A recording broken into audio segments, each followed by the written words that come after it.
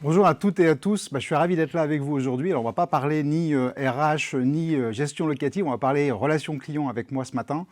Bonjour à toutes et à tous, surtout les franchisés d'Orléans, parce que je viens d'Orléans. Et il y a plusieurs franchisés d'Orléans, j'imagine, mais j'en connais un déjà, au moins, parce que je passe devant tous les jours. Il est à 500 mètres de chez moi, rue Dauphine. Il se reconnaîtra. Et il pourra peut-être poser des questions tout à l'heure. Je suis hôtelier, donc vous allez me dire qu'est-ce que fait un hôtelier parmi vous ce matin. Je suis hôtelier, mais j'ai été hôtelier d'un réseau de franchisés pendant 10 ans, de 2000 à 2010. Période où j'ai été extrêmement chahuté, extrêmement bousculé par mon client.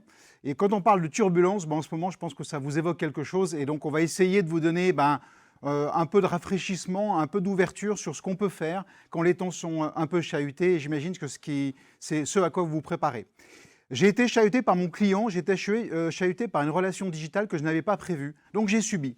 Et pour éviter de subir cette relation que vous avez en train de subir peut-être vous dans vos métiers aujourd'hui, je vais vous donner peut-être quelques clés qui vont vous aider.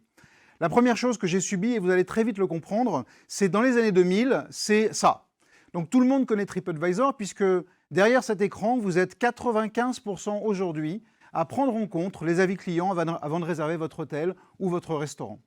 TripAdvisor est né en 2000. Quand j'appelle mes collègues américains à cette époque, donc 2000, c'est 4 ans avant Facebook, le premier réseau social est donc TripAdvisor et non Facebook. Et bien quand j'appelle mes collègues américains en 2000 pour leur dire qu'est-ce que c'est que ce truc dans lequel on va dire du mal de mes hôtels, ils m'ont dit mais t'inquiète pas, c'est un Mexicain qui est sans chez Photo de Vacances, ça va faire pchit.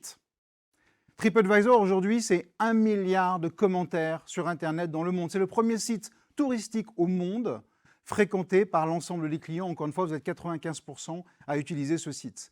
Le problème, c'est que moi, hôtelier, puisque quand j'ai quitté Best Western, j'ai acheté mon hôtel et j'ai exploité, je suis complètement dépendant de l'avis de mes clients. Quand dans mon hôtel, je recevais un mauvais avis le matin, je perdais jusqu'à 20% de la prise de réservation du jour. Quand j'avais un bon avis, je pouvais gagner 10% de la prise de réservation du même jour. Donc aujourd'hui, TripAdvisor fait et défait ma rentabilité. Aujourd'hui, vous êtes 95% à l'utiliser et vous faites confiance à d'illustres inconnus, voire d'illustres abrutis du monde entier qui disent n'importe quoi sur mes hôtels. Et pourtant, moi j'ai mis des centaines de millions d'euros, ou de milliers d'euros, pardon, en marketing pour Best Western. Et malheureusement, vous ne croyez pas Best Western, vous croyez ces inconnus qui vous disent du bien ou du mal des hôtels de la chaîne. La première révolution, elle a été violente. On a mis la poussière sous le tapis. Évidemment, ça n'a pas duré. Et je vais essayer de vous donner des clés pour transformer cette menace, c'est parce que c'est une menace pour vous aujourd'hui, en opportunité, parce qu'on en a fait une opportunité pour transformer un pépin en pépite. La deuxième révolution, vous la connaissez, c'est Booking. Alors on pourra faire des parallèles peut-être tout à l'heure en discutant avec Nicolas sur la capacité à résister face à des plateformes qui centralisent de l'offre. Booking aujourd'hui, c'est 2 mecs dans un garage à Amsterdam dans les années 2001 qui construisent un site de réservation d'hôtels, alors que nous, chaîne hôtelière, dans les années 2000, on a fait des sites vitrines avec simplement, uniquement une réservation via un numéro vert. On n'avait pas anticipé que le client nous demandait depuis des années « Moi, je veux réserver en un clic, dans ma langue, avec les commentaires du client et avec des photos ». Et on n'a pas anticipé cette révolution. Et qu'est-ce qui s'est passé? D'une start-up d'un garage, aujourd'hui, Booking est une multinationale. Booking, c'est 9 réservations sur 10 qui sont faites sur Internet, sont faites par intermédiaire de Booking. Ça représente entre 30 et 40% du chiffre d'affaires total des hôtels de cette planète. Et à chaque fois que vous, clients, vous réservez via Booking, je donne, moi, hôtelier, 20% de commission. C'est insupportable. On n'a pas vu venir un acteur qui nous a disruptés, qui a digitalisé notre monde, alors que nous, on pensait foncièrement que le problème n'était pas la façon de réserver, mais était simplement la qualité de nos hôtels. Et on s'est trompé. Alors on s'est rattrapé, on a eu de la chance, mais on s'est trompé lourdement. Ne faites pas la même erreur. La troisième révolution dans mon métier, j'ai pas eu de chance, moi j'ai vécu 2010-2011, donc j'ai pas eu de bol. J'ai subi ces 3 révolutions, les unes après les autres, et je les ai subies. Je n'étais pas proactif et je ne les ai pas anticipées. La troisième révolution, c'est vous.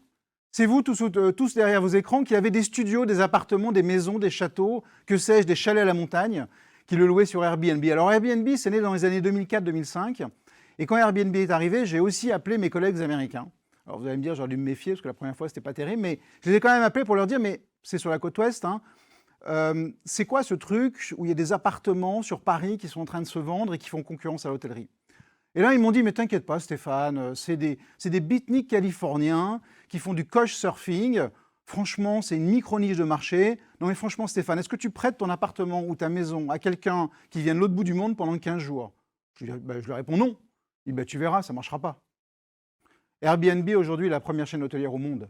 Ils ont 16 millions d'offres quand la première chaîne hôtelière a 1 million de chambres, c'est Starwood et Marriott. Airbnb est rentable, ils sont cotés en bourse, et c'est ceux qui ont repris le plus vite après le Covid. Les leçons de ces 3 étapes, de ces 3 disruptions violentes, c'est que je n'avais pas assez pensé à mon client. Et c'est pour ça qu'aujourd'hui, je vais vous tourner cette démonstration que le client, la relation du client va tout changer dans la capacité à résister à des turbulences de marché. Alors quand j'ai quitté Best Western en 2011, je suis allé voir d'autres secteurs d'activité parce que ce qui m'obsédait, c'était de comprendre pourquoi je m'étais fait disrupter et est-ce que ça n'arrivait qu'à moi. Alors je suis allé voir des marchés qui étaient en train de se faire disrupter. Prenons l'auto-école par exemple. Un marché intéressant, c'est 2 milliards d'euros aujourd'hui en France, l'auto-école.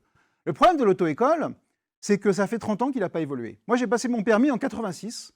Donc pour les plus vieux d'entre vous ou d'entre nous, vous vous souvenez, en 86, on passait son code, on apprenait son code sur le code Rousseau, et puis on allait le samedi après-midi dans une salle surchauffée avec une dame avec les cheveux gras qui nous passait des diapositives.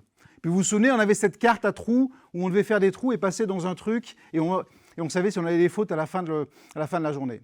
Ben moi, j'ai 3 enfants, 20, 25 et 30. Ma fille de 20 ans, elle va passer son code, et je lui dis, bah, écoute chérie, tu vas prendre le code Rousseau de tes frères, ok, il n'est pas en bon état, mais c'est pas grave, et puis tu vas aller à l'agence auto-école du coin, passer tes samedis après-midi et faire des tests. Et là, elle me regarde, elle me dit, mais no way, papa, il y a forcément une app pour ça. Et elle a raison.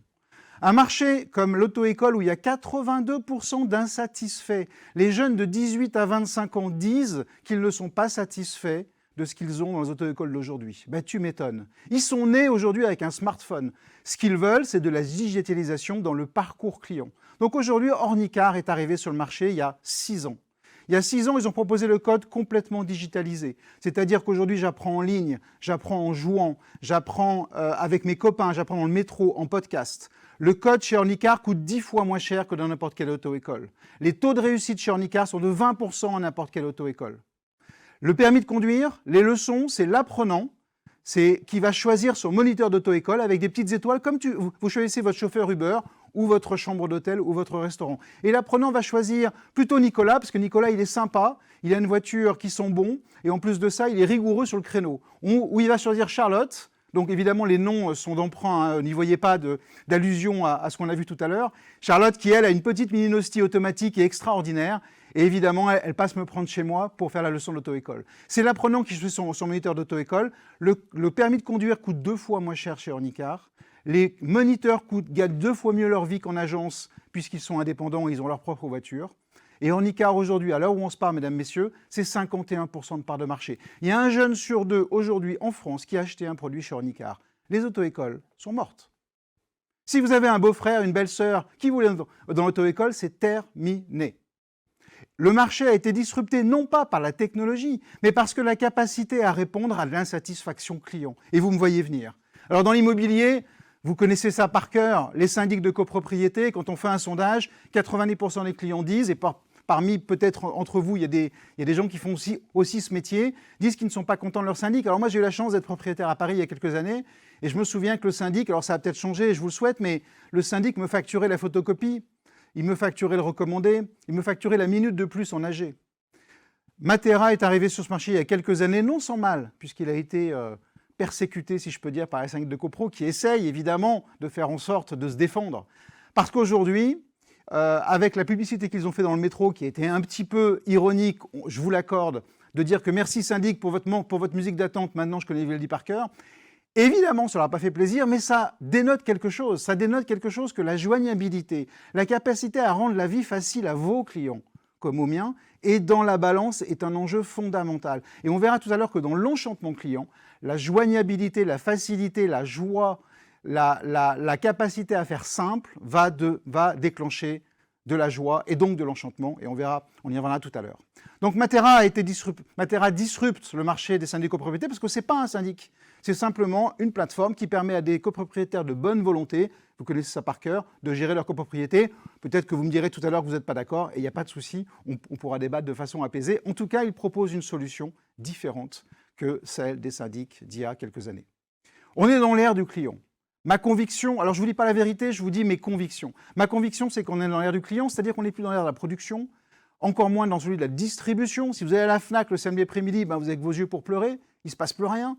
On n'est pas dans l'ère de l'information, puisque c'est nous qui pilotons l'information. via Google et via les réseaux sociaux. On est dans l'ère du client depuis les années 2010 à peu près.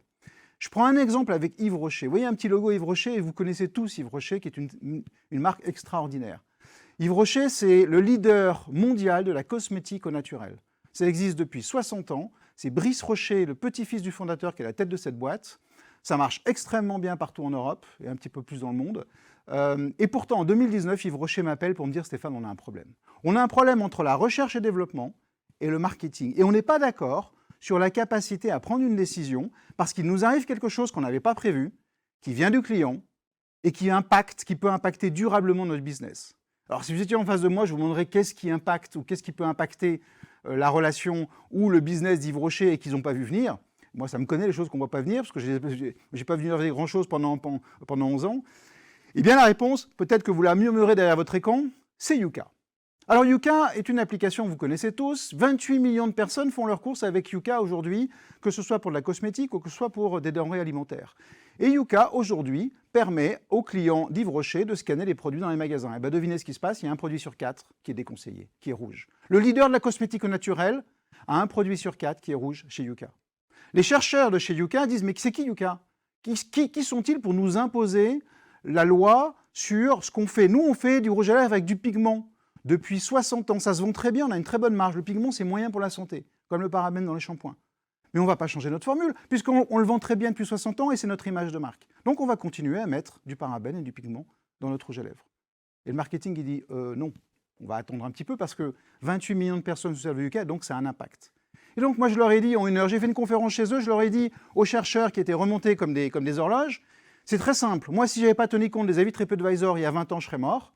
Si oui, Yves Rocher, vous n'êtes pas Yuka compatible, dans 5 ans, vous êtes mort. C'est injuste, c'est pas vous qui décidez, vous subissez la loi du client. Alors on peut dire que c'est bien ou pas bien, je ne suis pas en train de vous dire que c'est une bonne chose ou une mauvaise chose, je suis en train de vous dire que c'est lui qui décide. C'est votre client qui veut acheter, qui veut louer dans vos agences, qui va décider de choisir Guy Hockey ou un autre. Et c'est sur lui que vous avez un impact pour lui faire décider autre chose. L'enseignement que je suis allé voir chez les startups, puisque je me suis intéressé à ce monde-là, j'étais convaincu que c'était la technologie qui m'avait disrupté. Donc je suis allé voir les startups, je les ai interrogés. Vous allez voir sur Internet, il y a un incubateur fameux dirigé par Oussama Ammar, qui est un peu en fuite aujourd'hui parce qu'il a eu des problèmes avec la justice, mais Oussama a créé The Family à Paris et à Londres, et cet incubateur incube que des startups qui disruptent des pans de marché. Je dois vous dire que dans l'immobilier, comme dans la banque, comme dans les assurances, vous êtes pas mal disrupté et vous êtes à la merci de pas mal de startups qui se posent des questions pour savoir comment prendre les parts de marché dans l'immobilier. Et le premier enseignement que je dirais de ces startups, c'est celui-là. Il est très simple. C'est penser problème, pas produit. Mesdames, messieurs, vos produits, on s'en fout. Tout ce que vous vendez, on s'en fout. La seule chose qui compte, moi, client qui veut louer ou acheter un bien immobilier, la seule chose qui compte, c'est de résoudre mon problème. Quel est mon problème? Donc arrêtez de penser produit et résolvez mes problèmes. J'ai mis une perceuse à l'écran, elle est très simple. Quel est le problème que j'essaie de résoudre quand j'achète une perceuse? Alors tout le monde va me dire, mais faire un trou, Stéphane? Eh bien pas du tout. C'est juste accrocher un tableau au mur. Et pour accrocher un tableau au mur, je n'ai pas besoin d'une perceuse. Je peux demander à Charlotte de me prêter sa perceuse et moi je lui prête ma tronçonneuse. Je peux demander à Nicolas de venir chez moi faire le trou à ma place et moi je vais apprendre l'anglais à ses enfants. Tout ce que je suis en train de vous dire existe. Ce sont des plateformes C2C qu'ont créé tous les distributeurs comme Leroy Merlin, Monsieur Bricolage, qui permettent une solution différente que d'acheter une perceuse. Les ventes de perceuses chutent. Pas parce que les perceuses sont moins bien, pas parce que les produits sont moins techniques, pas parce qu'ils sont moins autonomes, au contraire, ils sont plus puissants, plus techniques, plus faciles à utiliser, et pourtant, les gens trouvent d'autres solutions pour faire un trou dans un mur, et surtout pour accrocher un tableau au mur. Pensez problème, pas produit. Les banques pensent produit. Toutes les banques pensent produit et essaient de vous vendre des choses dont vous n'avez pas besoin. Il y en a une qui pense problème, il y en a même deux, une à Londres et une en France qui s'appelle Conto, qui est une banque B2B. Cette banque B2B vous dit « je ne suis pas la meilleure des banques du monde, et d'abord je suis une commodité ». Vous, entrepreneur, vous n'avez pas besoin de vous prendre la tête avec la banque. Donc ce qui va se passer avec Conto, c'est que moi je vais gérer tout votre administratif pour vous. Par contre, je ne suis pas la meilleure banque du monde, mais ce n'est pas grave, je suis la plus pratique. Avec Conto, tu ouvres un compte en 8 minutes sur Internet, tu as ta carte bancaire en 24 heures gratuitement dans ta boîte aux lettres, on dépose ton cabis, on récupère ton cabis et on dépose tes comptes au tribunal de commerce pour toi en à peine un mois, si tu le souhaites. Et on va gérer tes notes de frais, et on va gérer l'ensemble de tes virements internationaux, etc., etc. Les gens qui pensent problème, il y en a plein dans plein de métiers. Gardez en tête que la facilité avec laquelle vous allez communiquer avec vos clients fera que vous allez résoudre leurs problèmes. Le Covid a eu des bonnes choses, des mauvaises et des bonnes, et vous parlez, et c'est un de qui vous parle, donc Dieu sait si j'ai subi le Covid. Par contre, la dématérialisation de la relation client a été une bonne chose. Qui ne peut se passer de DocuSign ou de YouSign aujourd'hui? Qui peut se passer de la signature électronique? Est-ce que vous pouvez vous en passer? Sûrement pas. Et les gens et les clients iront vers des gens qui leur donnent des choses pratiques pour travailler.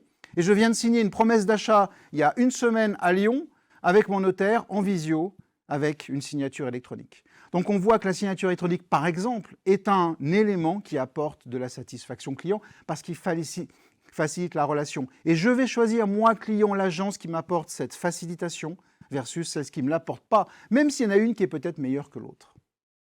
Vous avez également, dans la vente B2C, les matelas, par exemple, des gens qui pensent problème. Si je vous avais en face de moi, encore une fois, je vous demanderais quels sont les problèmes que vous avez quand vous voulez acheter un matelas. Vous allez me dire, c'est facile, Stéphane. Je ne peux pas le transporter, je ne sais pas lequel choisir, je ne sais pas quoi faire de l'ancien, je vais essayer de l'avoir assez rapidement. Ces problèmes existent depuis la nuit des temps. Le leader de la vente de matelas au monde s'appelle Ikea. Ikea n'a pas vu venir des startups, parce qu'aux États-Unis, ils sont en train d'arrêter de vendre des matelas parce qu'ils se font disrupter depuis 10 ans par des gens comme Teddy Bear, Casper et Emma. C'est des gens qui simplement n'ont rien à voir avec l'univers du matelas, mais qui résolvent les problèmes du client, pardon. Et donc avec Emma, on se fait livrer en 48 heures au 6e sans ascenseur. On essaye le matelas pendant 100 jours, pas pendant 5 minutes, la tête sur l'oreiller et les pieds sur le truc en plastique chez Ikea, pendant 100 jours. Et pendant 100 jours, vous savez si c'est bon ou pas pour vous, donc vous le gardez ou vous le gardez pas. Si vous le gardez pas, on vous rembourse la totalité, on donne le matelas à une association caritative de votre choix. Quand on vous ramène le nouveau matelas, on vous enlève l'ancien. Alors, on ne vous ramène pas l'ancien si vous n'êtes pas content du nouveau. À un moment donné, il faut arrêter les conneries, ça s'arrête. Mais globalement, vous avez un service qui est extraordinaire, c'est-à-dire que Emma résout vos problèmes. C'est le matelas le plus vendu en France en 5 ans. Epeda, toutes les marques de matelas n'ont pas pu lutter. Ikea ne peut pas lutter. Ikea réfléchit à savoir comment il peut lutter contre ces startups. Parce que ces gens-là pensent problème. Si vous résolvez les problèmes de vos clients, vous allez vous en sortir, vous allez sortir par le haut. Et personne ne connaît Emma. Par contre, vous avez à l'écran les notes d'Emma sur Google et sur Trustpilot. Quand vous avez 4,6 sur Google avec plus de 3000 avis, ou 4,7 sur Trustpilot avec 23 000 avis, la publicité, elle est faite. Est-ce qu'il y a besoin qu'Emma passe à la télé, même s'ils font un peu de publicité? Non. Ce sont les clients qui font le marketing à la place d'Emma. Vos clients doivent faire le marketing à la place de vous. Ce sont vos clients qui disent que Guy, ok, vous êtes des stars, que vous êtes incontournables, que vous êtes exceptionnels. Ou alors c'est le client qui dit que vous êtes des truffes, parce que vous n'êtes pas capable de trouver l'appartement de leur rêve. Et ces clients, ils s'expriment sur Google, et je suis allé voir les commentaires de certains d'entre vous sur Google, les bons et les moins bons, bien entendu, en toute bienveillance. Petite parenthèse, le 4,6 sur Google, il est intéressant parce que je pourrais aussi vous poser une question en se disant quelle est la note minimale sur Booking quand vous achetez un hôtel en deçà de laquelle vous ne descendez pas. Et là, vous me diriez aux alentours de 8.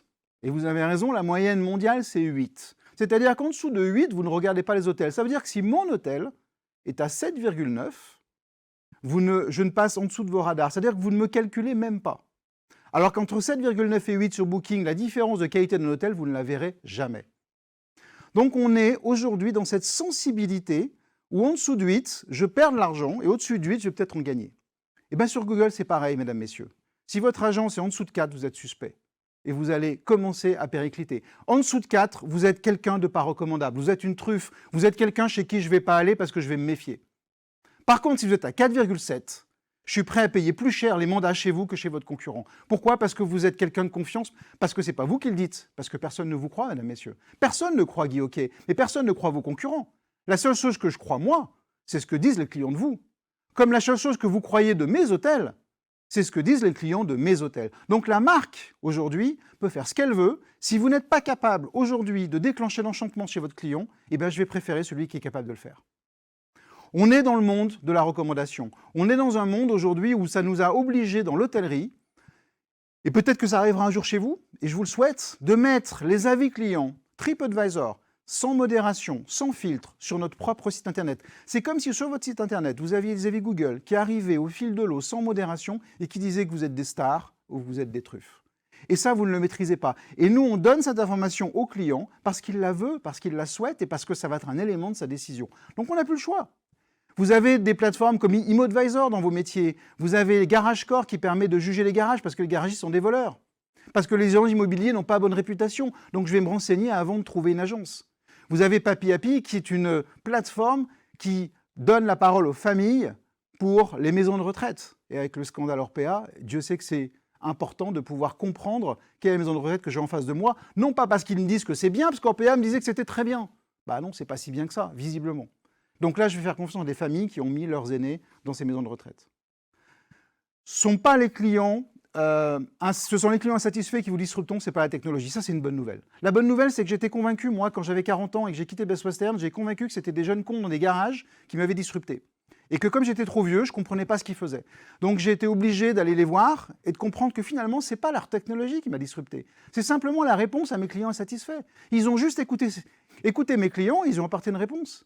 Et vous avez aujourd'hui des concurrents qui écoutent vos clients et qui leur apportent des réponses et vous continuez à leur vendre des produits.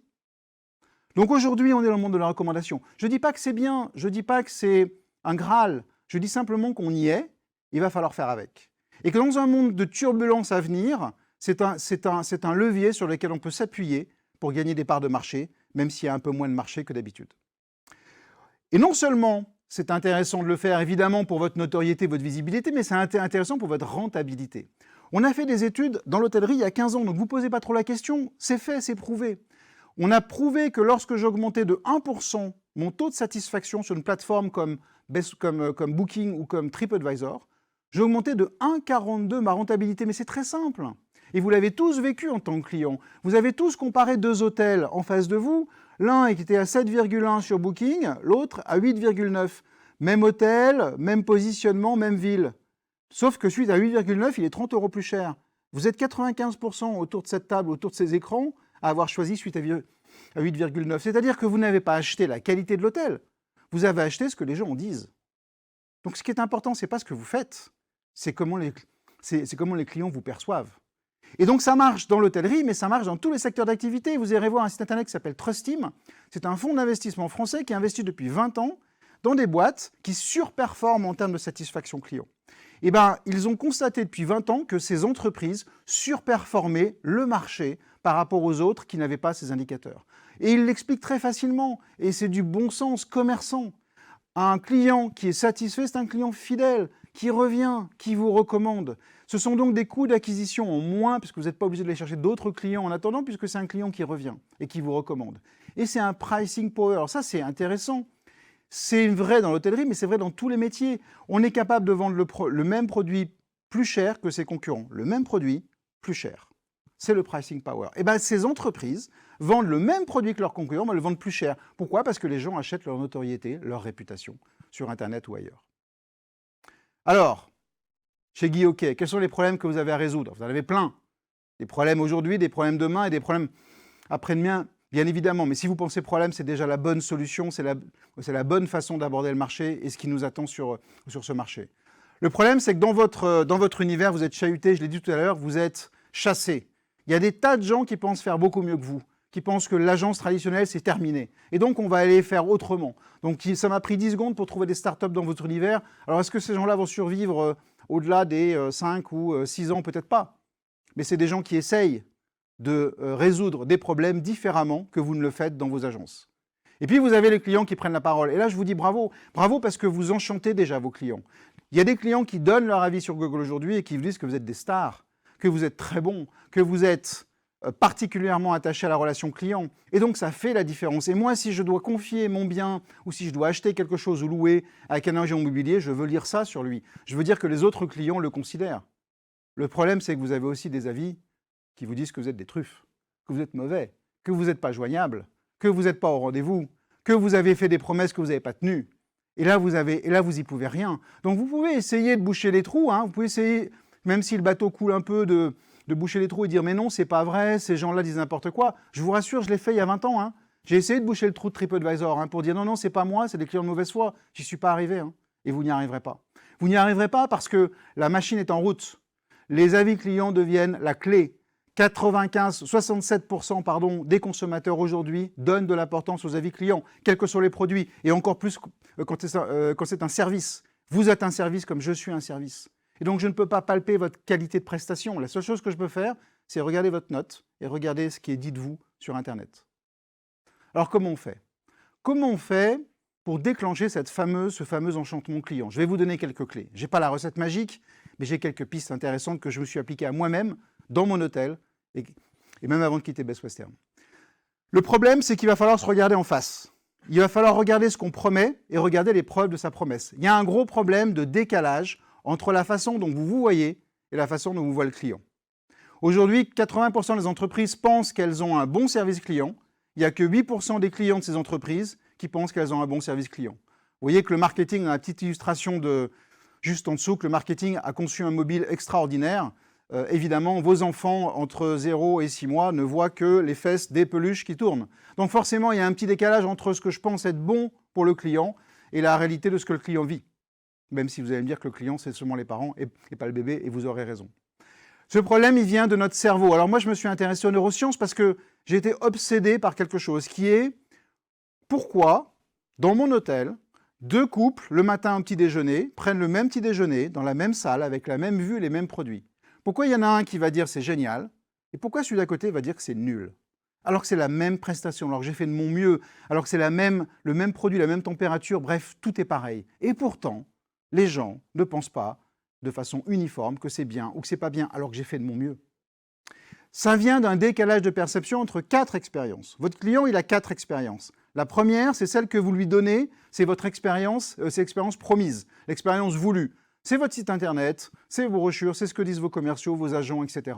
La deuxième, c'est l'expérience attendue. L'expérience attendue sont les attentes du client qui sont complètement irrationnelles. Vous pensez connaître les attentes du client, vous vous trompez. Elles sont irrationnelles et je vais vous montrer pourquoi elles sont irrationnelles, parce qu'elles sont composées de choses que vous ne connaissez pas et que vous ne maîtrisez pas. Donc il y a un décalage entre ce que le client attend et ce que vous lui promettez. Il y a un autre décalage entre ce que vous lui promettez et ce que vous exécutez. Vous dites à vos clients que vous répondez en 3 sonneries dans vos agences. Si vous répondez en 10, c'est mort. Donc si vous promettez quelque chose, il faut le tenir. Si vous ne pouvez pas le tenir, vous ne le promettez pas. Et enfin, vous avez en bas à gauche la vérité, c'est-à-dire l'expérience vécue, le moment de vérité. Ça y est, je rentre dans l'agence, j'ai ma première visite avec vous, j'ai mon premier contact, le moment de vérité. Et là, il se passe quelque chose que je vais vivre. Et mon expérience vécue pour moi, client, c'est ma vérité. Et la seule chose dont vous devez vous occuper, c'est de ça. C'est de l'expérience vécue. Ce qui est important, ce n'est pas ce que vous faites. Ce qui est important, c'est comment les clients le vivent et comment ils le perçoivent. Alors généralement, dans toutes les entreprises du monde, on a fait des études. Généralement, il se passe à peu près ça. Chez Guy Hockey, vous êtes peut-être meilleur dans un endroit qu'un autre, et j'ai aucun doute là-dessus. Mais généralement, l'expérience voulue, la promesse marketing, elle est souvent incomplète parce qu'on se regarde le nombril. On est auto-centré en fait. On se dit, mais nous, on sait bien faire, les mandats, on sait faire, mais on a les meilleurs fichiers, on a du off-market, bref. On se regarde un petit peu trop le nombril et du coup, on a une promesse qui est un petit peu décalée par rapport à ce qu'on sait vraiment faire. Les attentes sont inexplorées parce que vous ne connaissez pas les attentes de vos clients tant que vous n'avez pas essayé de résoudre leurs problèmes.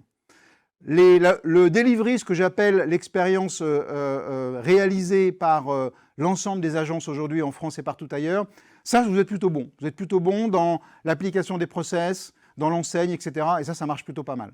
Et puis enfin, l'expérience vécue, c'est-à-dire la perception du client. Alors là, généralement, vous êtes dans le flou total.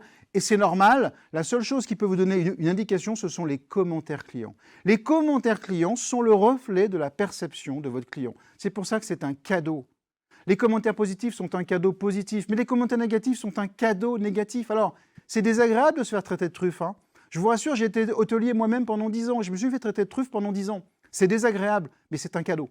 C'est un cadeau que vous fait le client parce qu'il vous dit « Oh, Guy, ok, tu ne résous pas mon problème. Tu es en train de me vendre des produits, mais tu ne résous pas le problème que je t'ai posé.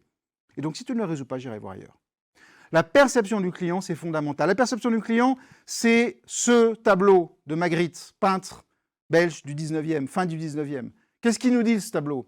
Il nous dit simplement, de façon claire et parfois un petit peu décalée, que ceci n'est pas une pipe. Et moi, je suis convaincu aujourd'hui, à 10h06, que ce n'est pas une pipe. Et si je vous demande, si vous êtes d'accord avec moi, vous allez me dire, mais il est zinzin, ce gars-là, bien sûr que c'est une pipe. Donc, certains d'entre nous vont dire que ce n'est pas une pipe, d'autres que c'est une pipe. Moi, je pense que c'est un tableau qui représente une pipe. Et comme j'ai jamais fumé un tableau, ce n'est pas une pipe. Mais vous allez me dire, et Nicolas et Charlotte qui sont en face de moi vont me dire, mais t'es idiot, Stéphane, bien sûr que c'est une pipe. Et vous aurez raison, vous et moi. La perception, c'est des choses qui sont différentes avec la même chose. Donc vos clients voient la même chose, mais ils n'ont pas la même perception. Un spécialiste des neurosciences qui s'appelle Albert Mokheber, qui a écrit un bouquin qui s'appelle Le cerveau vous joue des tours, résume ça en une phrase. Les gens ne voient pas le monde tel qu'il est, les gens voient le monde tel qu'ils sont. Je vois le monde tel que je suis, et vous ne me ferez pas changer d'avis. Et vous voyez le monde tel que vous êtes. C'est ça la perception. La perception, c'est la vérité. Mesdames, messieurs, la réalité n'existe pas, ce n'est pas un devoir de philo. La réalité n'existe pas. Ce que vous voyez n'est pas la réalité. Ce que vous voyez, c'est la perception de ce que vous êtes en train de vivre. Et ça, vous ne pouvez pas le changer, vous ne pouvez pas le contester. Donc quand le client dit que vous êtes une star, parce que vous avez trouvé le produit de ses rêves au prix où il le souhaitait et dans les délais annoncés, c'est sa perception. Mais quand il vous dit que vous êtes une truffe, parce que vous n'êtes pas capable de trouver le bien de ses rêves, etc., c'est sa perception et c'est la vérité. Et vous ne pouvez pas aller contre, vous ne pouvez pas vous battre contre, ce n'est pas possible. Alors non, le client n'a pas toujours raison. Non, le client est parfois un gros abruti ou un parfait imbécile. Je ne dis pas d'autres mots pour ne pas être vulgaire. Mais le client n'est pas roi, ce n'est pas vrai. Moi, je ne suis pas de ceux qui vous diront que le client est roi. Mais sa perception est toujours vraie. Vous, manager dans vos agences, ça c'est extrêmement puissant pour vos collaborateurs. Parce que vos collaborateurs, ils sont en frontal, ils sont avec eux tous les jours, au téléphone, dans les agences, dans les visites. Et de leur dire que non, le client n'a pas toujours raison, et parfois il dit des bêtises, mais que sa perception est toujours vraie, et donc je dois me poser la question, pourquoi il a perçu cet effet négatif, ou pourquoi je vais lui faire percevoir quelque chose de positif? C'est ça la vraie question. La vraie question, c'est de travailler sur comment je peux impacter la perception du client, plutôt que comment je peux le satisfaire ou pas. Alors comment on impacte la perception du client? Eh bien, on rentre dans le cerveau humain. Le cerveau humain, qu'est-ce qu'il nous dit? C'est scientifique, on est câblé comme ça, on n'y peut rien. Vous et moi, on est fait de la même façon. C'est-à-dire qu'on a, et ça m'a obsédé évidemment, on a compris maintenant que dans notre cerveau, quand on est satisfait ou pas, on va comparer deux choses. On va comparer les attentes que l'on a du moment qu'on espère et la perception de ce qu'on va vivre dans le moment de vérité. Entre attente et perception, évidemment, si ma perception de ce que je vis aujourd'hui est en deçà de mes attentes, je serai insatisfait, je peux même aller mettre un commentaire sur Internet. Si ma perception est au niveau de mes attentes, c'est OK, mais ça ne suffit pas. Parce que la perception au niveau des attentes ne génère pas de commentaires positifs, ne génère pas de bouche à oreille qui permet d'avoir du marketing puissant pour les autres clients. Il faut que la perception aille au-delà des attentes. Et là, si vous allez au-delà des attentes, évidemment, vous allez peut-être avoir une chance de déclencher l'enchantement. L'enchantement, c'est trois choses. 1, c'est la surprise. Surprenez vos clients. Et je vais vous montrer comment on fait dans l'hôtellerie. 2, c'est rentrer dans leur monde. Quel est le problème que vous essayez de résoudre? 3, c'est de leur rendre les choses faciles. Est-ce que c'est facile de bosser avec vous? Est-ce que c'est facile de vous avoir au téléphone? Est-ce que c'est facile de vous écrire un mail et d'y répondre dans l'heure? Est-ce que c'est facile de voir les biens que vous allez me proposer? Si ce n'est pas facile, j'irai ailleurs. Écoutez ma fille avec Ornicard. Le problème des attentes et de la perception, alors c'est bien beau ton histoire, vous allez me dire Stéphane, mais globalement, est-ce qu'on connaît bien les attentes et la perception? La réponse est non. La mauvaise nouvelle, c'est que tout ce que vous avez sur la gauche de l'écran, vous ne pouvez pas y toucher, vous ne pouvez pas l'impacter, vous ne pouvez pas agir pour que ça puisse changer quelque chose dans la tête du client. Mais c'est là, et ça va polluer à la fois ses attentes et sa perception. Dans les attentes, il y a les besoins personnels que vous ne connaissez pas, vous avez identifié quelques besoins, mais très peu, et vous avez les croyances. Alors les croyances, c'est quelque chose que nous, dans l'hôtellerie, on a essayé de s'attaquer. C'est-à-dire que les gens croient qu'un 4 étoiles, c'est ça, ou qu'un 5 étoiles, c'est ça.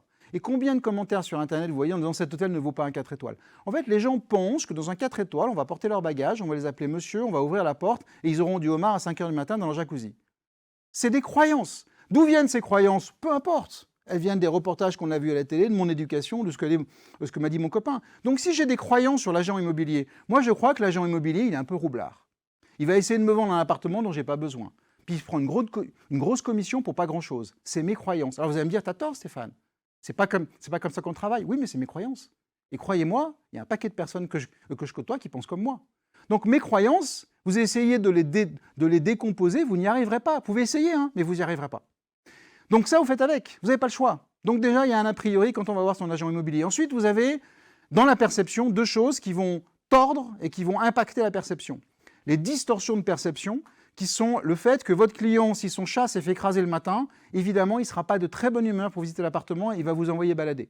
Les distorsions de perception, c'est ce qui m'arrive dans ma vie personnelle et qui vont impacter la perception de ce que je fais aujourd'hui. Et malheureusement, vous n'y pouvez rien parce que ce n'est pas vous qui prenez soin du chat du client.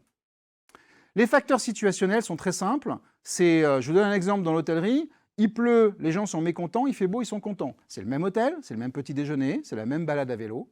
Évidemment, sous la pluie, c'est moins rigolo que sous le soleil. Mon hôtel était moins bien noté lorsqu'il pleuvait que lorsqu'il faisait beau. Qu'est-ce que vous voulez que j'y fasse? Et distorsion de perception, c'est très simple, hein, pour vous faire sourire peut-être derrière vos écrans, c'est qu'à l'hôtel, quand vous avez un couple qui arrive, il y a un monsieur ou madame qui fait la gueule, vous pouvez être certain que sur le week-end, vous allez vous prendre une note dégueulasse à la fin du week-end. Pourquoi? Parce qu'en fait, il y en a un qui ne voulait pas être là, qui pensait être à Saint-Tropez, il arrive à Orléans. Alors Orléans est une belle ville, mais franchement, il n'y a pas la mer, donc c'est compliqué. Et donc finalement, vous allez prendre une note, une mauvaise note, pas parce que vous êtes mauvais, mais parce que les gens ont une distorsion de perception, et ça, vous n'y pouvez rien. Et les gens qui viennent vous voir, ils sont soumis à ça aussi. Donc qu'est-ce qu'on peut faire? Puisque ça, on ne peut rien faire. Vous pouvez essayer de psychanalyser vos clients, vous n'y arriverez pas, ça va prendre un peu de temps. Vous pouvez essayer de changer la météo, bon courage, moi si je ne suis pas arrivé, etc., etc. Par contre, à droite, vous avez tout ce que vous pouvez faire.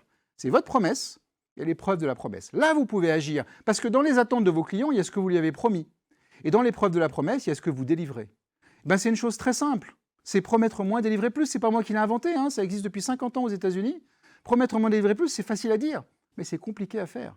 Promettre moins, délivrer plus, c'est impacter sur les attentes pour faire en sorte que ma perception aille au-delà de mes attentes. Et donc, qu'est-ce que je peux faire? Je vais vous donner un exemple très simple. Dans l'hôtellerie, qu'est-ce qu'on fait? On vous surclasse. Si Nicolas et Charlotte viennent pour un week-end à l'hôtel, séparément bien sûr, hein, et qui viennent acheter une chambre à 80 €, ma réceptionniste a été formée, je l'ai processée, elle va dire, écoutez, je ne fais pas ça d'habitude, mon patron il n'aime pas trop ça, mais j'ai envie de vous surclasser parce qu'il me reste des chambres supérieures. Est-ce que ça vous ferait plaisir? Évidemment, Nicolas il est content. Je dis, oui, ça me ferait plaisir. Et donc, je vais lui donner une chambre supérieure qui m'a coûté, moi, 0 en termes d'hôtelier, et je vais lui envoyer une petite demande de commentaire, et j'ai peut-être une chance de déclarer l'enchantement. Pourquoi? Parce que je l'ai surpris. Ces petites choses, ce surclassement que je fais chez mon client, je peux multiplier par des dizaines d'exemples. Et là, je vais créer de la surprise. Surprise, c'est la première clé de l'enchantement. Promettre moins, délivrer plus, ça permet de créer l'enchantement. Et vous, c'était quand la dernière fois que vous avez surclassé un client? Vous, derrière l'écran, dans vos agences, hier, avant-hier.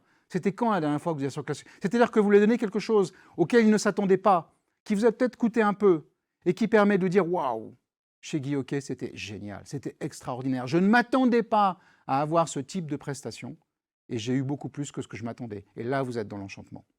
Alors l'enchantement, ce n'est pas revoir tous les process de A à Z et de faire en sorte de promettre moins et délivrer plus à tous les niveaux. C'est simplement de manipuler un tout petit peu, même si j'aime pas ce mot, mais manipuler un tout petit peu la perception du client et surtout ses attentes. La première cause de plainte chez Air France, si je l'aurais demandé si vous étiez en face de moi, et vous m'auriez dit, je pense, la ponctualité. Air France a résolu le problème en 6 mois. Est-ce qu'il a demandé à un grand cabinet d'audit d'auditer tout son process, de nettoyer des avions, de parking, de pilotes, de refueling, etc. Est-ce qu'il a demandé à un cabinet qui leur a coûté des dizaines de milliers d'euros, voire des centaines de milliers d'euros, peu importe, pour un résultat minime, puisque j'aurais gagné 1 minute à l'embarquement, 3 minutes à la sortie, etc. Non, il n'a pas fait ça. Il a fait une chose, il a changé ses horaires. Aujourd'hui, quand vous faites un Paris-Toulouse, c'est 20h, 22h. Il a créé dans votre tête des attentes, 20h, 22h. Je ne suis pas pilote, j'en sais rien, je ne sais pas combien de temps il faut mettre pour faire Paris-Toulouse. Qu'est-ce qui se passe? Vous vous préparez pour prendre votre vol à 20h, vous arrivez à 22h à Toulouse, vous savez qu'à 11h, vous êtes à l'hôtel. Donc vous avez ça dans votre tête, vos attentes ont été manipulées. Mais en réalité, un vol Paris-Toulouse, c'est 1h15. Donc quand le pilote, et c'est processé chez Air France, prend la parole une demi-heure avant d'atterrir et il dit « Mesdames, Messieurs, j'ai une excellente nouvelle, on a un quart d'heure d'avance. » Et là, vous vous dites « Mais vous êtes des champions du monde, Air France !» Sauf qu'il a un quart d'heure de retard. Mais le principe de vous a donné l'heure d'arrivée qui est effectivement un peu maquillée par rapport à la réalité, vous fait percevoir que Air France est à l'heure. Ils ont réglé 80% des plaintes de ponctualité en changeant les horaires. Ça leur a coûté 0. Aujourd'hui, promettre moins et délivrer plus, vous pouvez le faire dans votre quotidien, tout le monde, dans vos agences, au téléphone, avec vos devis, avec vos emails, avec vos signatures, avec vos visites. Promettez moins et délivrez plus, surprenez vos clients, rentrez dans leur monde, comprenez leurs problèmes, pourquoi ils achètent, pourquoi ils louent, quelle est la raison pour laquelle ils sont chez vous et pas chez les autres. Et enfin, rendez-leur la chose facile.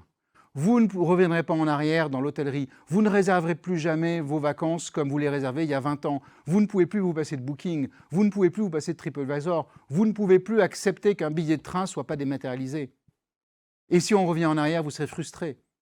Les gens veulent une expérience client à l'échelle d'Amazon. Ils veulent simplement cliquer une fois, être livré le lendemain et retourner le produit, je ne suis pas content. Le niveau d'exigence, il est là. C'est ni bien ni pas bien, il est là. Donc quand ils viennent vous voir, ils veulent la même chose. Ils veulent cliquer une fois, acheter, visiter, et que ça se passe très bien, et dématérialisé, et rapide, etc.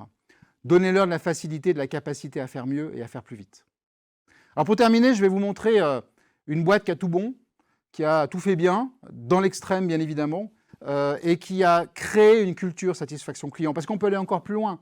Tous les tips que je vous raconte peuvent être appliqués demain. Ça ne vous coûte pas grand-chose et vous pouvez les mettre en œuvre dès demain dans vos agences. Là, on parle de culture satisfaction client, donc on va aller beaucoup plus loin. On va en faire une stratégie d'entreprise. Et Guy Hockey pourrait être une entreprise championne de la satisfaction client. Alors comment on peut faire ça? On va s'inspirer de ce qu'a fait une boîte comme Zappos, que certains d'entre vous connaissent peut-être, puisque c'est toute une histoire qui a été déclinée en théorie marketing. Zappos est une société qui est née dans les années 2000, en pleine explosion de l'Internet, pleine bulle Internet d'ailleurs, et Zappos vendait des chaussures sur Internet. Il se trouve que Zappos faisait du dropshipping, c'est-à-dire qu'elle ne stockait rien, elle vendait des chaussures des Nike, et c'est Nike qui envoyait les chaussures à ses clients. En 2 ans, les pleins de clients étaient extraordinairement élevés, puisque ni Timberland ni Nike ne savaient faire de la livraison en temps, en heure, chez le client, etc. Donc les clients se plaignent auprès de Zappos et la réputation de Zappos s'écroule. La boîte va fermer en 2 ans, puisqu'elle ne tient pas le coup. Donc qu'est-ce qui va se passer? Eh bien, on va changer du tout au tout l'entreprise, et le CEO, le fondateur de Zappos, Tony Hsieh, décide de dire on arrête tout, on arrête de vendre des chaussures, maintenant notre objectif c'est de vendre du bonheur. Bon, je vous rassure, il y a la moitié de son staff qui sont partis en courant en disant il est fou, ça va jamais le faire, je ne comprends pas ce qu'il veut faire. En fait, ce que voulait Tony, c'est simplement être le numéro 1 de l'enchantement client aux États-Unis. Et pour ça, il s'est donné les moyens de le faire. La première chose qu'il a fait, c'est qu'il a essayé de résoudre les problèmes du client quand il achète des chaussures de façon extraordinaire. Alors je vous aurais posé la question aussi, quels sont les 3 problèmes auxquels vous êtes confrontés quand vous achetez des chaussures en ligne? Et vous m'aurez répondu, le shipping, je les veux demain, donc je veux une livraison ultra rapide, bien sûr, parce que j'ai besoin de les porter pour ma conférence chez Guy Hockey. Le retour, parce qu'évidemment, une paire de chaussures, est-ce qu'elle me va? C'est la bonne pointure, la bonne couleur? En fait, j'en sais rien, donc je veux un retour facile et rapide. Et la 3e chose, c'est le SAV. Vous avez vu avec quelle ingéniosité toutes les grosses boîtes à qui on a affaire en tant que consommateur planquent leur numéro de téléphone. Vous avez vu, c'est incroyable. Toutes les grosses boîtes sur Internet.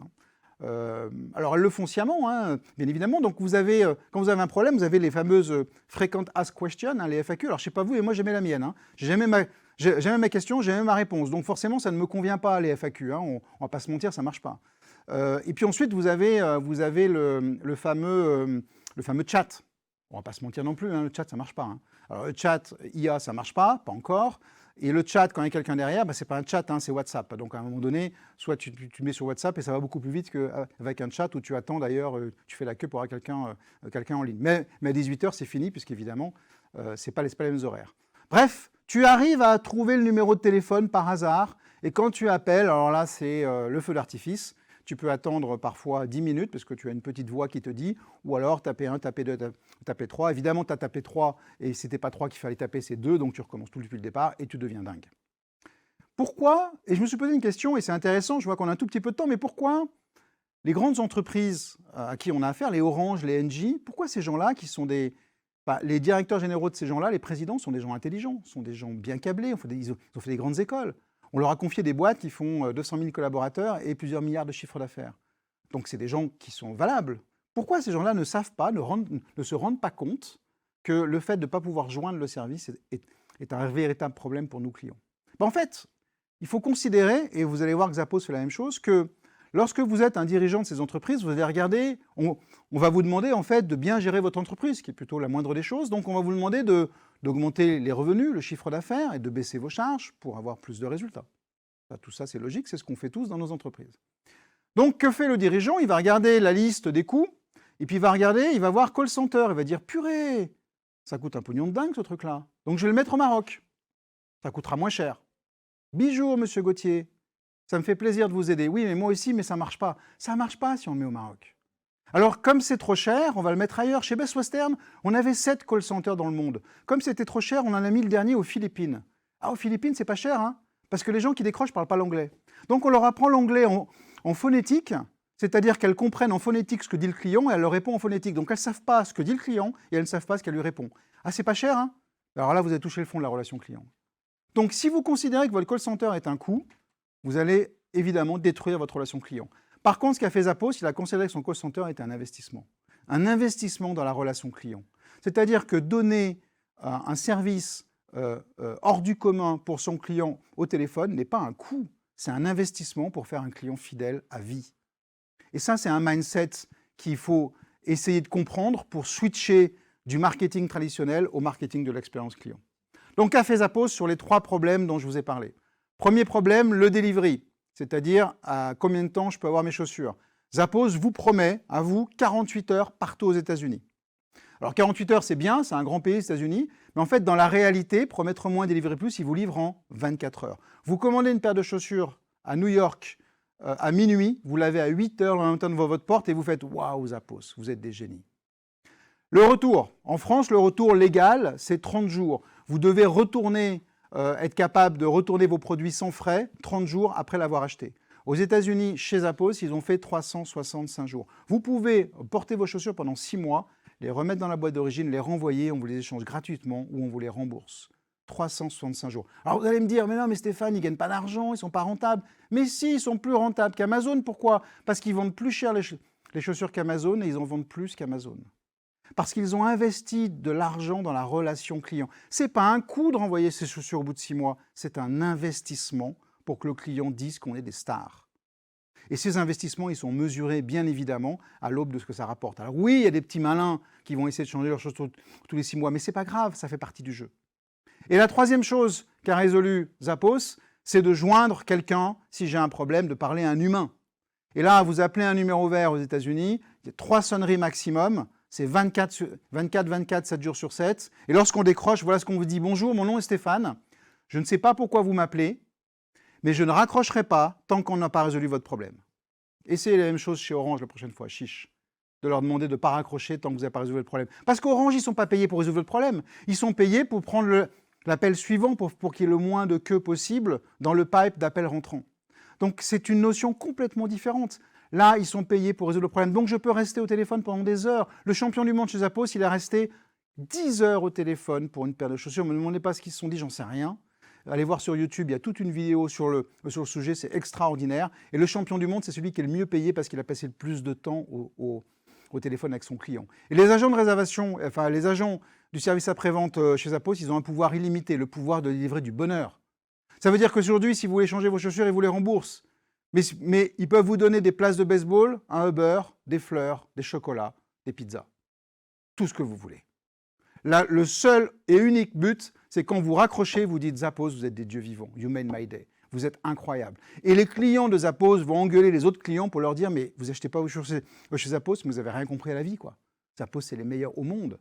C'est chez eux qui... Alors oui, ils sont plus chers. Parce que chez Zappos, il n'y a pas de marketing, il n'y a pas de solde, il n'y a pas de discount, il n'y a pas de couponing. Il n'y a jamais de rabais, jamais. Les chaussures sont toujours 10% plus chères que chez Amazon et ils en vendent plus qu'Amazon. Le prix n'est pas un problème puisque le service est extraordinaire. Donc comment ils ont fait ça? Comment vous pourriez mettre en application la stratégie de Zappos dans vos agences ou chez Guy Hockey? La première chose à faire, c'est évidemment de vous occuper de vos collaborateurs. Et ça, c'est un poncif que vous entendrez tout le temps et qui existe depuis très longtemps. Prendre soin de ses collaborateurs, d'abord, c'est prendre soin de ses clients. Ça s'appelle la symétrie des attentions. Ça a été développé depuis longtemps et théorisé par mes amis de l'Académie du service. Vous irez voir sur leur site internet. C'est très simple. Si je vous la fais courte, vous êtes dans le métro, vous tenez la porte. Que fait la personne d'après? Elle tient aussi la porte à quelqu'un d'autre. On est câblés comme ça, les êtres humains. C'est comme ça. Ça se passe là-haut, c'est dans nos neurones, c'est dans nos réflexes de survie. On fait du bien aux gens quand ils nous font du bien. La symétrie des attentions marche évidemment et c'est la première pierre de l'édifice. Si vous ne vous occupez pas de vos collaborateurs, si vous ne prenez pas soin d'eux, ça ne veut pas dire d'augmenter leur rémunération de 50%. Hein. Il y a plein d'autres façons de s'occuper de ses collègues ou de ses collaborateurs. Quand je dis ça, souvent on me dit oui, c'est la rémunération, mais pas que. Le deuxième enseignement de Zappos, c'est que le meilleur des supports clients, c'est qu'il n'y en a pas. J'aurais pu vous parler de Trainline, qui est une application pour réserver les trains qui est absolument géniale et qui facilite la vie du client que je suis de la SNCF. Ça ne veut pas dire qu'il n'y a pas de problème, parce que chez Zappos, il y a des problèmes. Évidemment, ils ne maîtrisent pas la supply chain de A à Z de façon quasi millimétrée. Il y a forcément un problème du dernier kilomètre, l'avion était en retard, ben bref. Donc, le meilleur des supports clients, c'est qu'il n'y a pas de support. Ça veut dire que vous êtes tous support client. Ça veut dire que chez Zappos, du PDG à la personne qui met les chaussures dans les boîtes à la chaîne, elle est au service du client. Elle pense client tous les jours. Elle ne pense pas mettre une paire de chaussures dans une boîte. Elle pense délivrer du bonheur parce que cette paire de chaussures devait arriver dans 48 heures. Et grâce à elle, qui est à la chaîne en train de mettre des chaussures dans les boîtes, ça va arriver en 24 heures. Donc vous avez des gens aujourd'hui qui sont inspirés parce qu'ils travaillent avec des gens inspirants et qui permettent aujourd'hui de penser client tout le temps. Est-ce qu'on pense client tout le temps de vos agences et chez Guy Hockey? Tout le temps. Qu'on soit à la tête de l'agence, qu'on soit agent commercial, qu'on soit évidemment un collaborateur dans l'immobilier. Et puis enfin, vous avez l'opportunité de pouvoir redessiner votre parcours client. Alors ça, c'est un parcours client bateau, hein, ce n'est pas forcément le même chez vous. Mais dans l'expérience client, vous avez ces différents moments de vérité, ce que j'appelle les micro-moments de vérité, c'est-à-dire que c'est ces interactions qui soit sont irritantes, et là, ce n'est pas bon pour vous, parce que du coup, si c'est irritant, ça va provoquer l'insatisfaction, soit sont enchantantes, et là c'est super parce que vous allez pouvoir en faire quelque chose de positif et le systématiser et le multiplier. Donc évidemment l'accueil va compter, je vous ai parlé encore et encore du téléphone, du mail, de la visite, qu'est-ce qui se passe quand je viens vous voir, de l'accueil physique dans vos agences lorsque je visite un appartement, des conseils que vous allez me donner. Un non c'est de la marge, un oui c'est du chiffre d'affaires. Je vais vous prendre juste un exemple qui m'est arrivé, pas dans l'immobilier mais dans l'assurance. Je suis assuré chez Allianz à titre professionnel. Et Allianz a essayé de me vendre, évidemment. Il me dit, M. Gauthier, vous êtes chez nous, à titre professionnel, est-ce qu'on ne peut pas récupérer tout ce qui est perso? Et tout ce qui est perso, je suis à la Maïf. Et quand j'ai dit à mon conseiller Allianz, je dis, bah, écoutez, pourquoi pas, faites-moi une proposition pour mon invitation. Et je lui ai dit, mais je suis à la Maïf, donc si vous pouvez faire mieux, allez-y, sinon... Il m'a dit, ah, vous êtes à la Maïf? Ben, vous savez quoi, M. Gauthier? Je ne vais pas vous faire de proposition, restez à la Maïf.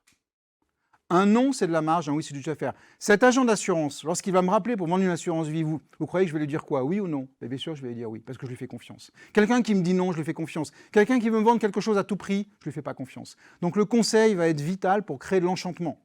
Un non, c'est de la marge, un oui, c'est du chiffre d'affaires. Les devis, la proposition de prix, la promesse, comment ça va se passer, les conseils que vous allez me donner par rapport à un notaire, etc.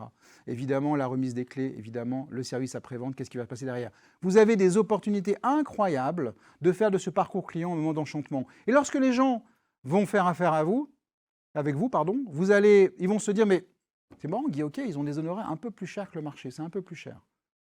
Par contre, je ne sais pas pourquoi, mais j'ai le sentiment que ça se passe toujours très bien. Que ce soit au début, quand on m'a pris en charge, que ce soit au milieu, quand on m'a présenté les visites, que ce soit à la fin, quand j'ai signé le compromis. À chaque fois, il y a eu des problèmes, ça a été résolu. À chaque fois, je voulais joindre quelqu'un, je l'ai eu. À chaque fois qu'il y avait quelque chose qui n'était pas prévu, ils l'ont résolu pour moi. Donc je ne sais pas pourquoi je me sens bien avec eux. Alors oui, ils sont un peu plus chers, mais je vais les recommander quand même. Et je pourrais dire autour de moi, va voir l'agent Guy Hockey, avenue Dauphine, à Orléans, parce que, alors tu vas voir, ses honoraires sont un peu plus élevés. Mais tu vas voir qu'il va prendre soin de toi, il va résoudre tes problèmes. Ben, si vous arrivez à créer ça dans la tête du client, ben, vous avez gagné. Vous avez gagné même dans les temps difficiles et surtout dans les temps difficiles. Et puis vous allez vendre tout ce qui est en dessous dans l'écran. Parce que ce que vous faites, c'est que vous n'êtes pas agent immobilier. Vous vendez de la réactivité, de la compétence parce qu'on n'y connaît rien, on vous fait confiance. De la simplicité, c'est simple de bosser avec vous. Vous êtes sympa en plus. Vous avez le sens du service. Vous êtes responsable, y compris de vos bêtises. Quand vous faites des bêtises, il faut le dire. On vous fait confiance. Vous êtes disponible? Bah oui, vous êtes disponible parce que moi, la semaine, je travaille, donc j'ai besoin d'avoir un peu de disponibilité le week-end. Vous êtes proche de moi parce que vous êtes à côté de chez moi. Et puis demain, ils vont vous demander de l'éthique, de l'engagement, de la responsabilité, de la RSE, parce qu'ils veulent savoir à qui ils ont affaire, bien évidemment. Donc si vous faites tout ça, eh bien vous allez petit à petit construire une stratégie de satisfaction client, une stratégie d'enchantement client. Vous pourrez vendre plus cher vos mandats, plus cher vos produits. Les gens vous préféreront pas parce que vous êtes plus cher, mais parce que vous êtes bien meilleur que les autres dans la perception de ce que vous faites pour eux, parce que vous résolvez leurs problèmes, parce que vous les surprenez, parce que vous allez dans leur monde, et enfin parce que vous leur rendez les choses faciles. Pour terminer cette présentation, et j'espère qu'on pourra en débattre juste après, je suis convaincu d'une chose sur l'expérience client et le marketing, c'est que le marketing est mort. Alors ça ne va pas faire plaisir aux gens du marketing chez Guy Hockey ou ailleurs. Alors je vais relativiser un petit peu ce que je vais vous dire. Le marketing est mort, mais vive le marketing. Si vous saviez le nombre de grands malades que j'ai trouvés sur Internet qui se tatouent le logo Harley-Davidson sur le corps, quand je dis le nombre de grands malades, c'est des dizaines de milliers de personnes hein, qui se tatouent le logo sur le corps. Donc évidemment, chez Harley-Davidson, il n'y a pas de promotion, il n'y a pas de porte ouverte, il n'y a pas de solde. Vous attendez votre moto pendant 6 mois. Quand vous voulez effectivement discuter avec un propriétaire de Harley en disant est-ce que je prends une Harley ou une Honda, il va vous dire mais t'as rien compris garçon, Harley c'est pas une moto, c'est un art de vivre. Donc je vais t'expliquer l'art de vivre d'Harley puis tu vas comprendre. Les meilleurs commerciaux de la marque sont les propriétaires de motos.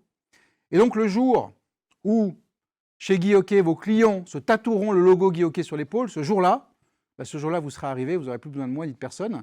Et donc la meilleure des stratégies, dans des temps turbulents, la meilleure des stratégies, dans des temps difficiles peut-être qui vous attendent, c'est de laisser les clients faire marketing pour vous. Ce marketing fait par les clients, c'est le plus puissant au monde et sûrement le moins cher. Merci beaucoup de votre attention et j'espère qu'on pourra débattre ensemble dans les prochaines minutes.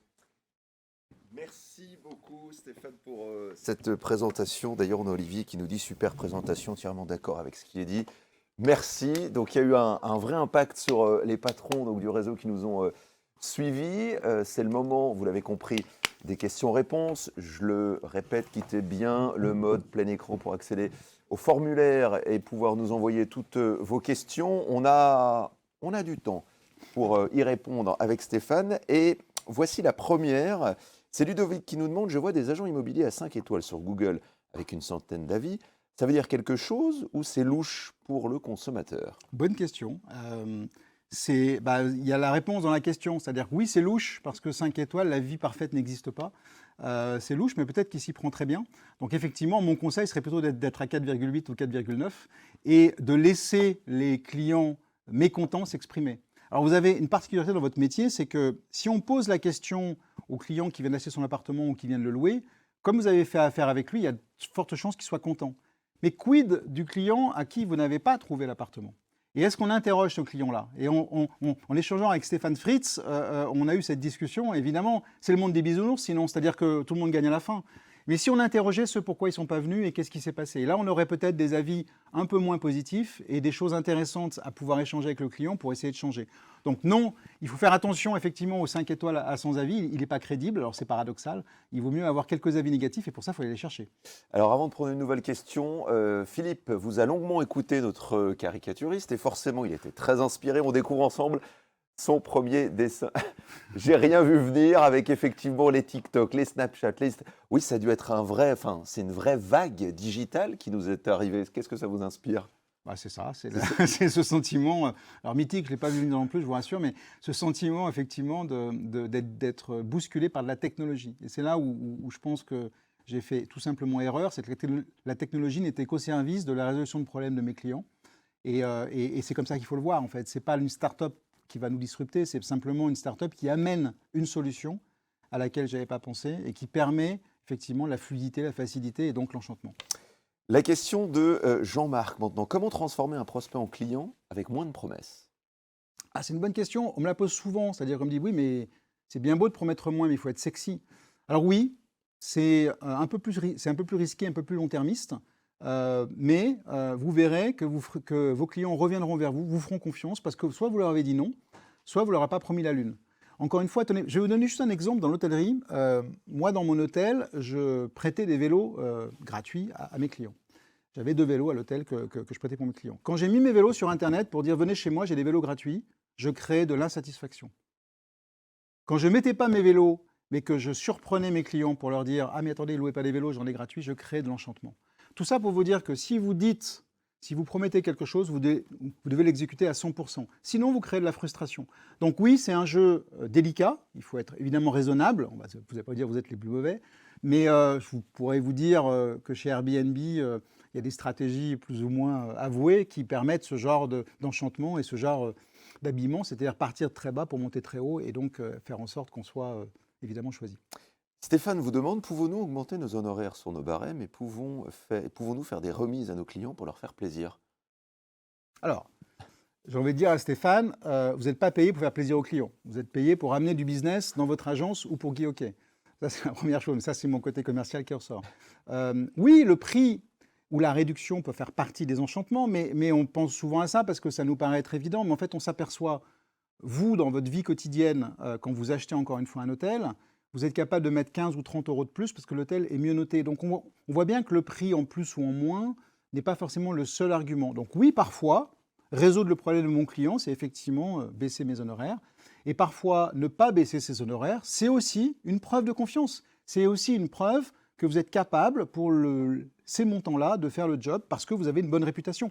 Et en fait, est-ce que vous faites confiance à une agence qui a une bonne réputation et qui est plus chère? La réponse est oui. Ça vous paraît naturel de payer un hôtel qui est mieux noté? Ça me paraît naturel que le mandat soit plus cher dans une agence qui est mieux notée. On va revenir sur les fameux avis Google dont vous parliez tout à l'heure. Vous nous en avez montré des bons, des moins bons concernant Guy Hockey.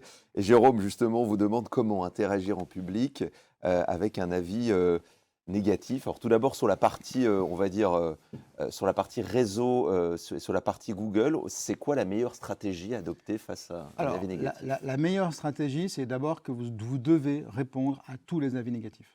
C'est pas une option, c'est vous devez le faire. Pourquoi? Parce que vous allez prendre la parole. Vous ne pouvez pas laisser un client dire vous êtes une truffe sans y répondre. C'est lui qui aura le dernier mot et c'est pas acceptable. Donc vous devez répondre. L'astuce, on pourrait, alors, je ne sais pas si j'ai le temps, mais l'astuce, c'est simplement de ne pas répondre à celui qui se plaint, mais c'est de construire votre réponse pour celui qui va la lire. Parce que comme vous êtes des clients pervers dans l'hôtellerie, vous regardez les bons avis, mais surtout quand vous réservez un hôtel, vous regardez le mauvais avis. Et comme vous êtes encore vachement plus pervers que ça chez Guy Hockey, vous allez regarder la réponse de l'hôtelier au mauvais avis. Et là, vous allez vous décider. Donc en fait, la réponse du prestataire va impacter le choix que je vais faire pour mon futur service ou ma future agence. Donc la clé, c'est du marketing, hein. La clé, c'est de répondre à celui qui se plaint, qui ne reviendra pas chez vous, qui est déçu et que vous avez perdu. C'est la vie, c'est comme ça, c'est pas très grave. Par contre, en lui répondant quelque chose et en s'adressant à celui qui va lire la réponse et qui est votre futur client, là, vous avez une possibilité de l'impacter. 7 clients sur 10 sont revenus et ont été convaincus par la réponse de l'agence, de l'hôtelier, et ont quand même acheté ou réservé une chambre ou acheté ou fait appel à cette prestataire. Donc oui, il faut répondre. Bon, après, on pourra peut-être dans une autre session de formation vous montrer très concrètement comment on peut le faire, et je serais ravi de le faire. Et c'est du marketing, et c'est du marketing extrêmement puissant. Et on arrive avec cette réponse à faire un peu d'autopromotion et parfois à changer. Il y a 3 attitudes en fait dans la réponse. La première, c'est on a fait une connerie. Bah, on a fait une connerie, on la répare. Effectivement, on vous a dit ça, on a fait l'inverse, on est désolé, on va réparer pour le prochain client. La deuxième chose, c'est que vous n'avez pas fait de bêtises, mais le client perçoit que vous avez été mauvais. Ça arrive souvent. Et bien vous allez essayer de vous prendre les lunettes du client et de se dire pourquoi il a perçu ça de ce que j'ai fait pour lui. Et est-ce que dans ce qu'il perçoit, il n'y a pas quelque chose que je peux tirer de positif pour pouvoir changer? Et là, on va répondre en disant, vous avez raison, monsieur le client. On a fait de notre mieux, mais votre perception, elle est vraie. Je ne peux pas la nier. Et parce que vous avez perçu ça, voilà ce qu'on va essayer de faire chez Guy Hockey pour que le client suivant ne le perçoive pas. Donc je m'augmente. Donc le premier cas, je répare. Deuxième cas, je m'augmente. Troisième cas, j'assume. J'assume. Le logo Guy Hockey est bleu, j'aime pas le bleu. Eh ben, moi, j'aime bien le bleu. Voilà, j'assume. Donc, à un moment donné, si les gens ne sont pas contents, il faut être quelque chose pour eux et que vous assumez, vous avez raison, le bleu est pas joli, mais c'est le nôtre et nous, on l'aime bien. Et voilà, bon, vous assumez. Alors, ça c'est le cas, on va dire, c'est vrai qu'on a le temps de construire et de répondre à un avis Google, mais quand on est comme ça, en direct avec le client, il a un avis négatif, et là il faut spontanément justement voir sa perception et lui répondre. Quels sont vos conseils? On fait comment en live? Moi, j'ai un conseil que j'aurais bien aimé qu'on applique chez moi quand j'ai eu affaire à mon notaire ou autre. C'est une question basique, mais qui marche très bien. C'est qu'est-ce qui est important pour vous? Nicolas, qu'est-ce qui est important pour vous dans l'achat de cet appartement? Et là, avec cette question ouverte, très simple, vous allez me dire, ce qui est important pour moi, c'est qu'on trouve vite. Ce qui est important pour moi, c'est que ce soit proche de chez moi. Ce qui est important pour moi, c'est je ne suis pas pressé. Ce qui est important, voilà, peu importe. Et donc, en fait, cette question, c'est lorsque ça ne se passe pas bien, c'est que vous n'avez pas compris ce qui était important pour le client. Puisqu'il est en train de vous dire, ça ne se passe pas bien, ce n'est pas comme je me l'attendais. Mais en fait, vous ne saviez pas ce qu'il attendait. Et donc, la question dit, OK, on fait stop, on fait pause. Apparemment, ça ne matche pas. On n'est pas à la hauteur de ce que vous souhaiteriez. Maintenant, on va parler de vous. Qu'est-ce qui est important pour vous dans cette transaction, dans cette opération, et sur quoi je dois me concentrer pour essayer de faire en sorte que vous soyez satisfait. Avant de prendre une nouvelle question, place un nouveau dessin de Philippe. Qu'est-ce qu'il nous a réservé? La nouvelle... C'était tellement mieux quand on se faisait engueuler en direct. Bah ouais. Oui, Est-ce que finalement, il y avait justement cette capacité à répondre en direct à une Ouais, alors insatisfaction? c'est toujours le cas, hein, on se Oui. fait toujours engueuler en direct, ça c'est sûr. J'ai envie de dire que c'est simplement le bouche-oreille qui est digitalisé, alors qu'encore une fois, on peut dire que c'est bien, que c'est pas bien, que cette tyrannie des notes, c'est bien et que c'est pas bien. Mais encore une fois, vous et moi, dans notre quotidien, on s'en sert. On est influencé. Alors plus ou moins, hein, 95%, c'est vrai qu'il y a 5% des gens qui ne tiennent pas compte, mais on est influencé. Donc c'est un nouveau marketing, il faut faire avec. On n'a pas trop le choix, parce que vous n'avez pas le choix de ne pas avoir d'avis sur Google. Donc vous pourriez dire, mais moi je refuse d'être noté, vous ne pouvez pas. Maintenant que c'est là, qu'est-ce que j'en fais? Ben, faisons-en une opportunité. Sur les avis, justement, Stéphanie vous demande, que pensez-vous des avis certifiés comme Opinion System, moins visibles mais vrais? Alors, je connais mal l'opinion de système. Moi, ma recommandation, c'est qu'évidemment, les avis doivent être certifiés, et c'est très bien s'ils le sont, l'opinion de système. Par contre, il faut qu'ils soient visibles. Il faut vraiment qu'ils soient visibles. C'est ça que moi, je prône Google, évidemment, mais ImmoAdvisor, et pareil dans l'immobilier, c'est une plateforme qui est visible. Trustpilot, c'est visible. Pourquoi il faut que ce soit visible? Parce que vous comprenez bien qu'on ne fait pas ça juste pour répondre aux clients, on fait ça pour que le prochain client le sache. Et sache ce que vous avez appris de cette expérience, comment vous avez changé, évolué. Donc il veut des preuves que vous avez compris ce qui s'est passé, que vous avez fait et que vous allez faire différemment. Il veut savoir pourquoi. Parce que ça peut lui arriver à lui, donc il veut l'anticiper. Donc plus les avis sont visibles, mieux c'est. C'est pour ça que dans l'hôtellerie, vous avez vu, hein, mais c'est pareil chez Accor, les avis TripAdvisor sont sur nos propres sites à nous, hein. Ça veut dire que chez vous, vous devriez avoir les avis de vos clients qui soient sur la homepage et que je puisse constater par moi-même ce que disent vos clients de vous. Les avis clients, justement, Patrice vous demande, doit-on systématiquement demander un avis à chaque client? Bien sûr. Bien sûr, parce que on reçoit tous beaucoup d'avis les uns les autres dans notre vie de tous les jours. On n'y répond pas toujours parce qu'on est juste soit satisfait. Quand on est satisfait, on va pas répondre. J'ai acheté 100, j'ai eu 100, merci, voilà. Donc pour enchanter, il va falloir faire tout ce qu'on s'est dit aujourd'hui. Et évidemment, on a une chance de récupérer des bons avis clients. Pour ça, il faut aller systématiser le recueil d'avis, parce que le taux de réponse va être faible. Donc si j'envoie que aux clients avec qui ça s'est passé, alors ça c'est une bêtise, parce que c'est un biais évidemment qui va faire qu'on aura 5 étoiles et c'est contre-productif, on l'a vu tout à l'heure. Donc il faut que j'envoie à tout le monde, et je vais même aller plus loin, y compris à ceux avec qui je n'ai pas fait affaire. On n'a pas fait affaire ensemble, on est en relation depuis 3 mois, on n'a pas trouvé le bien de vos rêves, bah, mettez-nous un avis. Enfin, et vous serez surpris de voir que parfois, même si vous n'avez pas trouvé le bien à la personne, elle vous mettra un bon avis. Parce que la relation s'est bien passée, parce que vous avez fait de votre mieux. Et ça, c'est encore plus puissant que quelqu'un à qui vous avez trouvé un appartement qui veut dire que vous êtes une star. Donc oui, il faut systématiser le recueil d'avis, enfin, c'est ma conviction. Et Philippe a été inspiré par la notion du client. Qu'est-ce qui nous est l'ère du client? Le client n'a toujours pas raison, mais des fois il arrive qu'il n'ait pas tout à fait tort. Est-ce que c'est bien résumé? Ouais, c'est exactement ça, parce qu'en fait, on n'est pas lucide. Quand un client nous dit qu'on n'est pas bon, d'abord ça nous touche. On est dans l'émotion, on est dans la frustration, on trouve que c'est injuste, on trouve que c'est le client qui a tort et que c'est de sa faute à lui. Et donc tout ça, il faut prendre le recul nécessaire, hein. Quand vous êtes hôtelier, vous recevez moi, tous les matins, quand j'ouvrais mes mails TripAdvisor, enfin mes alertes, j'étais comme ça, hein, parce que je savais que si je prenais un mauvais avis, j'avais un impact sur ma rentabilité. Donc non, c'est pas agréable, hein. Et quand ça vous arrive directement, c'est encore moins agréable. Mais avec le client n'a pas toujours raison, mais sa perception est toujours vraie, bah ça c'est assez puissant pour prendre le recul nécessaire, le temps nécessaire aussi. Il faut jamais répondre à chaud, sinon on est un peu violent. Le temps nécessaire pour pouvoir digérer, mais pourquoi il a perçu ça de ce que j'ai fait pour lui? Et comment je peux me transformer pour que le client d'après perçoive quelque chose de beaucoup plus positif? Serge vous dit donc, excellente intervention. Comment arriver à bien connaître les attentes de nos clients afin d'éviter d'interpréter? La même question, qu'est-ce qui est important pour vous? Qu'on pose jamais à tort. C'est de s'asseoir autour de la table en disant, ok, bon, vous voulez un appartement comme ci, alors qu'est-ce qui est important pour vous? Non, il veut le cahier des charges. Mais répétez la question. Non, mais au-delà du cahier des charges, qu'est-ce qui est important pour vous dans la relation? Je vais vous donner un exemple avec mon notaire. J'ai mis un avis sur mon notaire assez négatif, que j'ai vendu mon hôtel il y a 1 an, donc je ne vais pas faire publicité, mais vous irez voir sur mon profil, vous verrez très vite sur Google. Mon notaire a fait une prestation qui était techniquement irréprochable et pas chère. Donc je suis content. Eh bien, pas du tout. En fait, la relation client était médiocre. Et en fait, le problème, c'est que mon notaire, je ne peux pas le joindre au téléphone. C'est qu'il me donne des jargons que je ne comprends pas. Il m'a donné des conseils expéditifs lorsqu'on avait signé. Bref, la relation client était pourrie. mais la prestation était bonne. Ben, j'ai mis 1 étoile sur Google. Alors vous allez me dire, c'est injuste. Non, c'est pas injuste. C'est parce qu'il n'a pas écouté ce qui était important pour moi. Et ce que j'aurais aimé qu'il fasse, mon notaire, c'est qu'il me dise, OK, on va faire la transaction. Par contre, techniquement, tout ça, ça va bien se passer. Il n'y a aucun problème, ça va vous coûter de temps. Mais pour vous, Monsieur Gauthier, qu'est-ce qui est important pour vous dans la relation qu'on va avoir dans les prochains mois entre l'acheteur et le vendeur?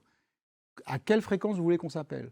Comment vous voulez qu'on communique? À quelle fréquence vous voulez qu'on fasse des points? Et s'il m'avait posé cette question, je leur ai dit, ben moi je veux qu'on s'appelle toutes les semaines parce que je veux savoir ce qui se passe, etc. Et ils m'auraient dit, c'est pas possible, mais on va trouver un compromis. Et là, on aurait trouvé déjà un mode opératoire qui m'aurait permis d'être satisfait et j'aurais pas mis le commentaire que j'ai mis sur elle. Eric vous dit donc bravo pour cette présentation géniale. Quand je regarde les avis de mes concurrents, j'ai l'impression d'être dans l'école des fans. Les avis sont tous bons. Comment se différencier? C'est ce qu'on disait, c'est ce qu'on disait. Alors c'est très contre-intuitif ce que je vais vous dire, mais il faut vous différencier en demandant les avis à des gens à qui vous n'avez pas fait affaire, c'est-à-dire en allant chercher l'avis négatif. L'avis négatif, mettez-vous encore une fois dans la peau du client d'hôtel que vous êtes tous. Et quand vous allez voir un avis négatif, qu'est-ce que vous pensez? Est-ce que vous pensez que l'hôtel est une truffe? Non. Vous allez regarder ce que dit le client. Des fois, le client, il dit des choses débiles, donc vous le savez assez vite. Donc vous vous dites, bon, bah, lui, il dit n'importe quoi. Bon, voilà, puis c'est réglé, donc c'est décrédibilisant. Et vous allez regarder les réponses de l'hôtelier qui va construire sa réponse pour prendre en compte et essayer de faire mieux la prochaine fois. Et donc, en fait, l'avoir des avis négatifs est très important. 67% des gens croient plus des avis s'il y a du positif et du négatif. Si c'est le monde des bisounours, il ne vous croit pas. Hein, on revient aux 5 étoiles. Donc, allez solliciter. Alors, ça paraît bizarre, hein, mais allez solliciter des avis pour avoir des négatifs aussi. C'est bizarre, mais c'est comme ça. Et y répondre de façon constructive. Et ça marche beaucoup mieux. Frédéric, dont vous félicite également pour votre prestation, et vous dit, nous travaillons avec le pack e-réputation chez Guy Hockey. Nous sommes complètement en phase avec votre discours, mais on a des difficultés à collecter les avis Google, car beaucoup de clients n'ont pas de compte Google. Dans ce cas-là, comment? C'est un point technique très, très juste. Hein. Il faut un Gmail, donc si vous n'avez pas de compte Google, ça ne marche pas.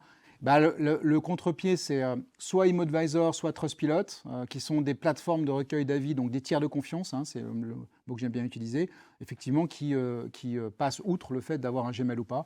Voilà, c'est TripAdvisor chez nous.